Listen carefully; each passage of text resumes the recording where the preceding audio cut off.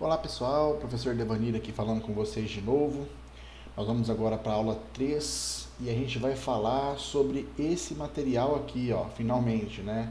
A gente vai falar agora sobre o material do São Paulo Faz Escola, que é esse caderno aqui de cor laranja, né? Eu vou falar com vocês, a gente vai estudar as atividades 1 e 2 referentes aqui a esse primeiro texto, Conto ou não conto, leitura compartilhada, tá bom? Vocês vão ler esse texto com bastante atenção, ele começa aqui ó, no título, tá? É do Abel Sidney, esse texto. Vocês vão ler ele com bastante atenção, vão pensar sobre ele, vão prestar muita atenção nos personagens da história, tá? Lembrando que personagens são aquelas pessoas, né, que participam da história de forma efetiva, né? Ele tem um diálogo em que ele participa, ele tem alguma ação que ele está envolvido, ele tem alguma importância para a história, né? Ele tem uma importância maior para a história. Então vocês vão prestar atenção nisso, tá? Antes de vocês começarem a ler, eu quero que vocês pensem a respeito do título, tá? Conto ou não conto, né? O que você imagina que uma história com esse título vai tratar, ela vai falar, tá bom? Depois, quando vocês estiverem lendo o texto, eu não vou ler o texto com vocês, porque senão vai tomar muito tempo e o vídeo vai ficar muito grande, tá? Mas é só vocês lerem ele com cuidado, respeitem as pontuações, não leia correndo, com pressa, com tudo, não, leia com cuidado, leia devagar. Leitura boa é uma leitura devagar, tá bom? Uma leitura mais tranquila, sem atropelar as palavras, né? Não vai ler, eu nem te conto, conta, vai, conta, está bem, mas você promete não vai contar mais para ninguém. Não, assim não rola, tá bom?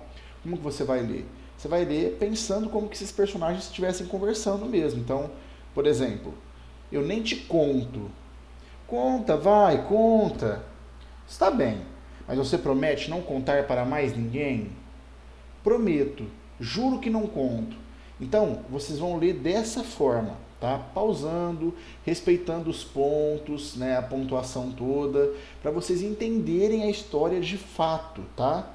Não só sobre o que a história está contando, mas como que esses personagens estavam sentindo, né, no decorrer da história, o que eles estavam pensando, tá bom? Então leiam com cuidado. Prestem bastante atenção em marcas como essa aqui, ó. Quando a gente falar de marcas temporais, a gente vai falar disso um pouquinho mais adiante, vocês vão se lembrar disso, que são marcas no texto que nos faz pensar num determinado momento. Quando que foi isso, né? Para você saber quando que o texto aconteceu. Isso aqui é uma marca de tempo, ó, depois de muitos anos, né? Então, depois de muitos anos é uma marca que você sabe que está falando do passado, né?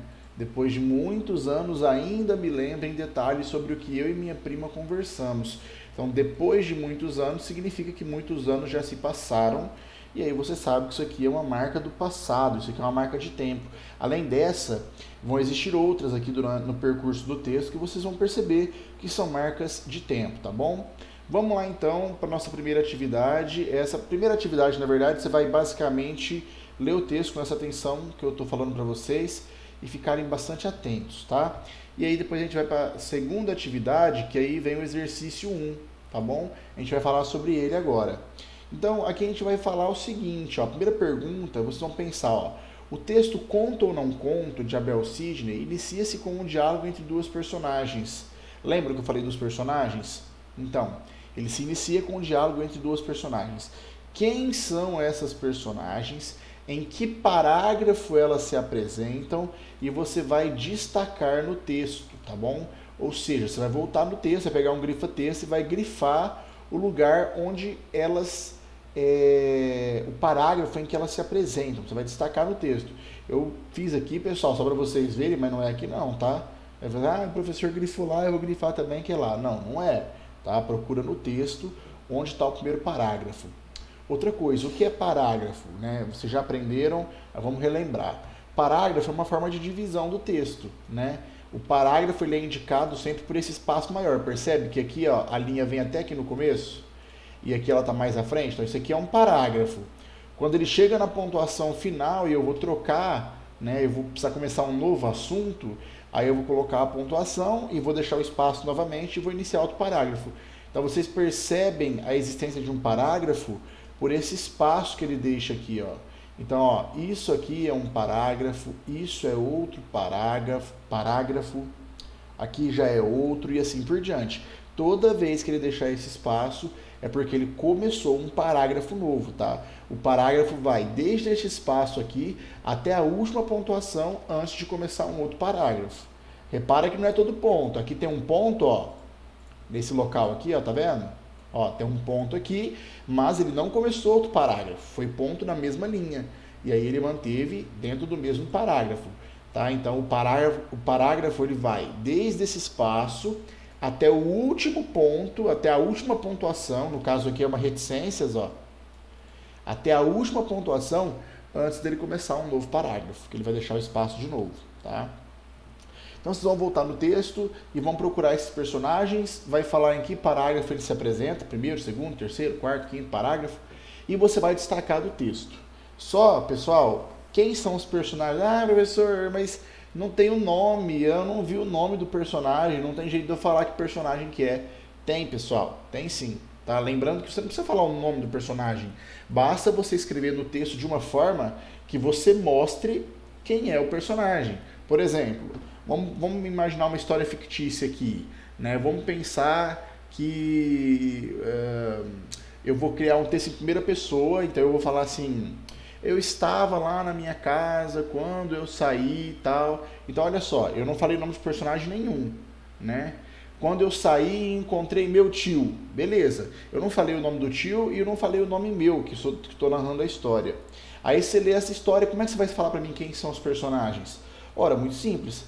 Um dos personagens é o narrador, que está contando a história. Ó, eu estava na minha casa e saí para encontrar o meu tio. Então, o narrador está contando a história, é um personagem. Então, eu posso me referir a ele como o narrador. Ele é um personagem. E quem é o outro personagem que ele saiu para encontrar? O tio. Né? Não está o nome do tio aqui, mas você sabe que eu estou falando do tio. Então, se eu fosse falar quem são os personagens dessa história que eu acabei de inventar, que eu estava falando, seria o narrador e o tio. Esses seriam os personagens. Vocês podem usar a mesma lógica para encontrar o personagem aqui desse texto. Depois, nós vamos para a letra B.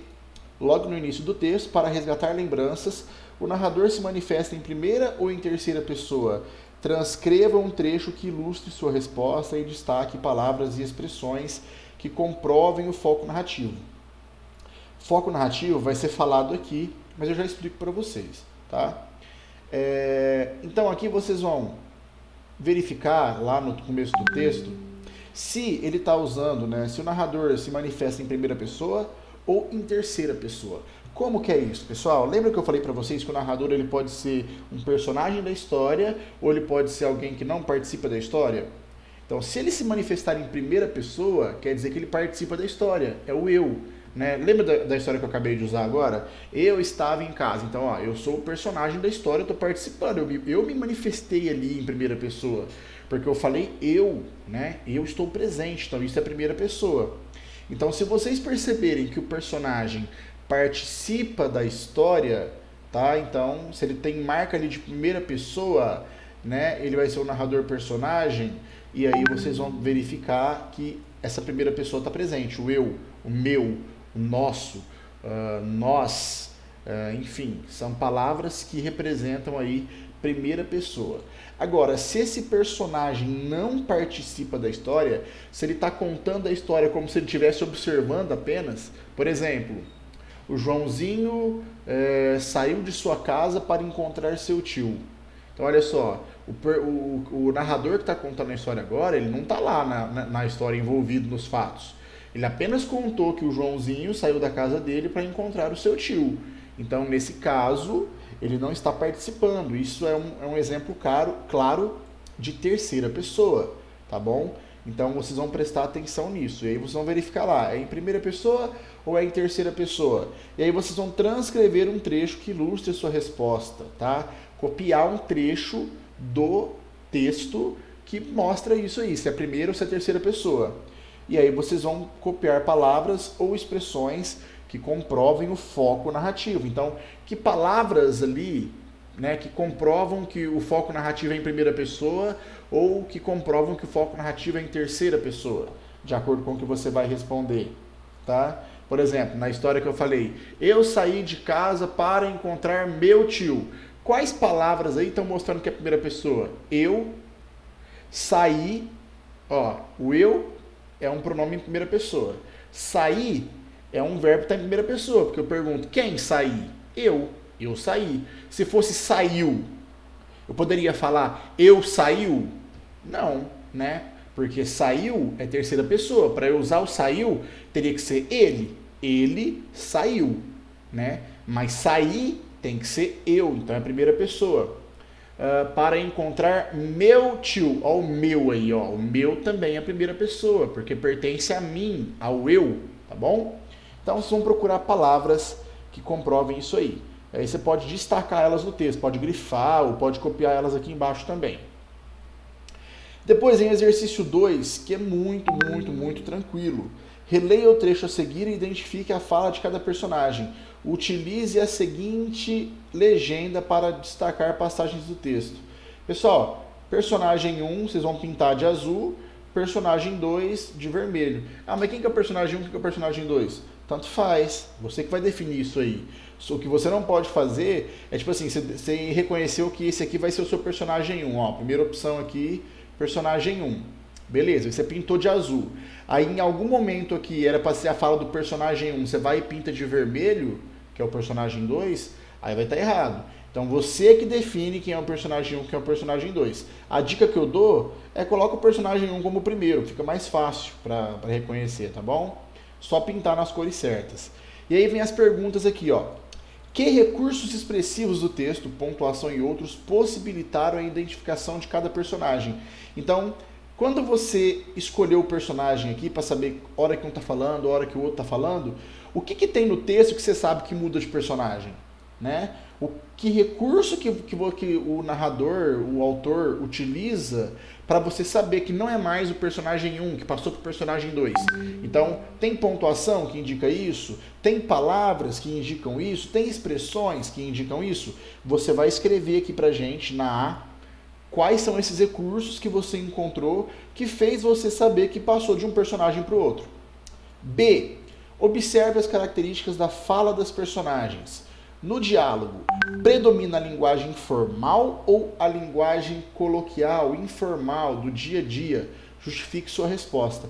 Pessoal, vamos lembrar isso aqui rapidinho. Isso aqui está sendo falado, inclusive, lá na aula da TV Câmara, que passa na televisão. Mas vamos relembrar aqui rapidinho. O que é uma linguagem formal? Uma linguagem formal é aquela que eu preciso me preocupar com a norma culta da língua portuguesa. Por exemplo, na linguagem formal eu não posso usar gírias, eu não posso falar se liga, cara, fica na sua, cuida da sua vida. São expressões populares, são gírias que a gente usa para se referir, né? Fulano lacrou, né? E dá um tempo, né? Isso eu não posso usar na linguagem formal, tá? Já na linguagem informal, na linguagem coloquial, ó, eu posso, né? Então essa linguagem aqui é o nosso jeito comum de conversar, quando a gente não está preocupado com as regras do português, tá? Aí eu posso usar gírias, aí eu posso falar com meus amigos do jeito que eu gosto de falar, sem me preocupar com a forma da língua. Então vocês vão ler essa conversa e vão pensar, e aí, qual a linguagem que está sendo usada aqui? É uma linguagem que a pessoa se preocupa com a norma da língua portuguesa para escrever certinho, sem gíria, sem nada, ou ela fala de um jeito descontraído, do jeito que ela conversa com os amigos mesmo, inclusive usando gírias e etc. É isso que vocês vão escrever aqui e você vai justificar sua resposta. Como que você pode justificar? Você pode citar um trecho que você viu e explicar, tal. Isso aqui é informal, ó, porque é uma gíria, isso aqui é um jeito que as pessoas usam para falar, para significar outra coisa e tal. E se for formal, você vai colocar, ó, tá certinho, isso aqui ele tá usando o texto de uma forma correta, preocupado com a regra, então é formal por causa disso. Então você vai justificar a sua resposta. Depois, nós temos a letra C. A partir do que você observou nas questões A e B, então essa e essa, no trecho reproduzido acima, ocorre discurso direto ou discurso indireto. Justifique sua resposta. Então, a respeito do que você respondeu aqui, você vai observar se ocorre discurso direto ou discurso indireto. O que é o discurso direto? Está falando aqui embaixo, ó. Discurso direto é quando a pessoa está colocando no texto a fala do personagem.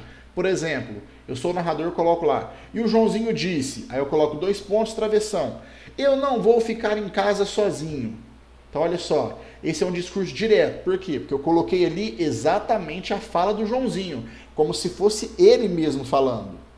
Agora, no discurso indireto, não vai acontecer dessa forma. Por quê? Porque ele é indireto.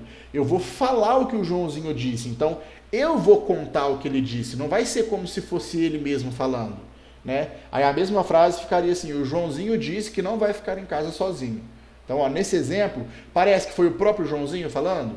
Não, né? Mas no exemplo anterior, sim, quando ele disse 2 pontos, travessão. Eu não vou ficar em casa sozinho. Então, é como se fosse o próprio Joãozinho falando. Esse é o discurso direto.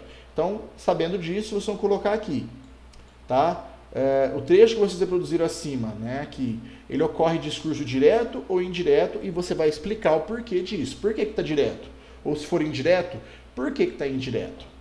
Depois, exercício D, observe a expressão morrer sequinha. Tá, isso aqui é uma expressão, é uma gíria. Que sentidos essa expressão pode ter no conto lido e em outros contextos? Eu quero que vocês imaginem o seguinte. Primeiro, vocês vão colocar para mim aqui na D, o que ela quis dizer com isso no texto. Morrer sequinha, tá? O que ela quis dizer com isso no texto, tá bom? E aí vocês vão pensar, além desse sentido que ela usou no texto, que você vai explicar para mim aqui, que outro sentido pode ter? Você consegue pensar em mais algum? Escreva para mim aí que outro sentido essa expressão pode ter, dependendo do jeito que a pessoa use ela. E aqui nós temos a 3, tá?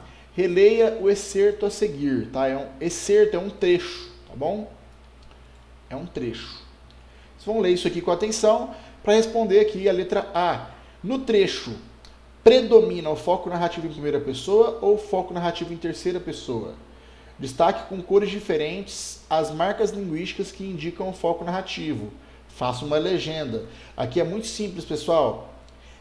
Vocês vão criar uma legenda. Igual foi feito aqui, tá vendo? Ó, que tem cores. Né? Ó, isso aqui é uma legenda, certo? Então ele colocou aqui a legenda vermelha para o personagem 2 e a legenda azul para o personagem 1. Vocês vão fazer a mesma coisa aqui. Vão dividir em cores nesse trecho aqui, e as partes do texto que vocês reconhecerem que o foco narrativo é em primeira pessoa, você pinta de uma cor, e as partes do texto que você reconhecer que o foco narrativo é em terceira pessoa, você pinta de outra cor, certo? Se tiver as duas, ok? Aí você vai pintar, e aí, obviamente, depois de pintado, você vai ver qual que predomina, qual que tem mais, né? O que predomina é o que tem mais, é o que acontece mais. E aí, se você perceber que o que você pintou dessa cor, que você colocou aqui o foco narrativo em primeira pessoa, tem mais, aí você vai colocar aqui que o que predomina é o foco narrativo em primeira pessoa. Mas se você perceber que aquele que você pintou da outra cor aqui, ó, de terceira pessoa, é o que tem mais, aí você vai colocar aqui que o foco narrativo é em terceira pessoa. Depois a gente vai para a letra B. No trecho, a quem se referem os pronomes dela e ela em destaque, tá bom? Logo, qual é a função desses pronomes no texto? Então, vocês vão encontrar aqui esse pronome dela e ela, e ele está se referindo a alguém, certo? Se eu falo assim, a Laura tem uma mãe muito legal, foi dela a ideia de jogarmos vôlei. Então, nesse exemplo aqui, ó, quem que o dela está se referindo? O exemplo que eu citei. Está se referindo à mãe da Laura. Quando eu falo, a Laura tem uma mãe muito legal e foi dela a ideia. Né? Dela quem? Dela, da mãe da Laura. Correto? Então, nesse caso do exemplo que eu citei, vocês estão vendo para quem que o pronome se refere. Agora, e no texto? Né? Procurem a palavra dela e ela. Está se referindo a quem? E aí vocês vão pensar, para que está servindo então? Se está se referindo a alguém, qual que é a função desse pronome no texto? Para que ele serve ali? Ele está ali para fazer o quê? Correto? Aqui está falando um pouquinho sobre os pronomes. E aí vem 4. Para contar uma história, o narrador em geral situa as ações e os acontecimentos no tempo e no espaço. No conto lido, onde se passa a história? Quando os fatos ocorreram? Releia o texto, identifique e transcreva no quadro abaixo marcadores temporais e marcadores espaciais. Gente, lembra que eu falei para vocês lá que marcadores temporais são marcas de tempo que você percebe se está no passado, se está no presente, se está no futuro? Então, você vai voltar no texto e vai escrever aqui algumas marcas de tempo que vocês acharam, né? Se fosse uma fábula, era uma vez é uma marca de tempo, né? Há muitos anos é uma marca de tempo. Semana que vem eu vou no meu avô, semana que vem é uma marca de tempo, tá? Então, procurem marcas de tempo. E marcadores espaciais. O que são marcadores espaciais? São marcas de lugar. Eu vou na casa do meu avô. Então, a casa do meu avô é um lugar, é uma marcação de espaço, é o lugar que eu vou. Eu moro na cidade de São José do Rio Preto. Então, a cidade de São José do Rio Preto é o lugar onde eu moro, é o espaço onde eu moro. Então, vocês vão colocar aqui marcadores de espaço, né, que indicam lugares, e marcadores de tempo, que indicam o momento, quando as coisas acontecem. Depois vamos aqui para o 5, tá? Exercício 5. Durante o desenvolvimento da história ocorrem várias ações dos personagens. Ao narrar as ações, o enunciador as situa predominantemente. Isso aqui é para vocês assinalarem a resposta certa. Então, essas ações dos personagens no texto, elas acontecem principalmente, tá? A maior parte do tempo elas acontecem quando? No presente, no futuro ou no pretérito. Lembrando que pretérito é passado, tá? Então, de acordo com o que vocês podem ver no texto, as ações dos personagens que estão sendo narradas ali, o que eles estão fazendo, está predominantemente em que momento? Está no presente, está no passado ou está no futuro? Você vai exemplificar isso aqui com passagens do texto. Não esqueça esse trecho aqui, ó. Então, você colocou que é no presente, que predomina, vai lá no texto, copia um trechinho que mostra que está no presente. Ah, não, você colocou que está no pretérito. Então, você vai lá no texto, procura um trechinho para você colocar aqui que mostra que está no pretérito. Depois, 6 e última questão por hoje para a gente encerrar a aula. Reflita e comente. Por que no conto, na fábula e em alguns tipos de crônica predominam os tempos verbais do pretérito? Então, do passado. Ele quer que você pense sobre o seguinte: por que nos contos, né, nas fábulas e em alguns tipos de crônica, que ainda vocês não viram aqui, tá? Pode considerar que o conto e a fábula, principalmente. Por que no conto e na fábula geralmente predomina o passado? O tempo do passado, né? Imagina isso, ó, o que tem a ver o conto? Imagina só, você vai contar algo, uma história. Por que geralmente está no passado? Vocês vão refletir sobre isso e vão explicar aqui. Ah, por causa do quê? Então, por que você acha que geralmente os contos estão no passado, tá? Bom, pessoal, por hoje é só. Na próxima aula, aula 4, a gente começa então da atividade 3. Espero que seja útil essa aula para vocês, espero que vocês tenham gostado. Um beijo e abraço a todos e até a próxima.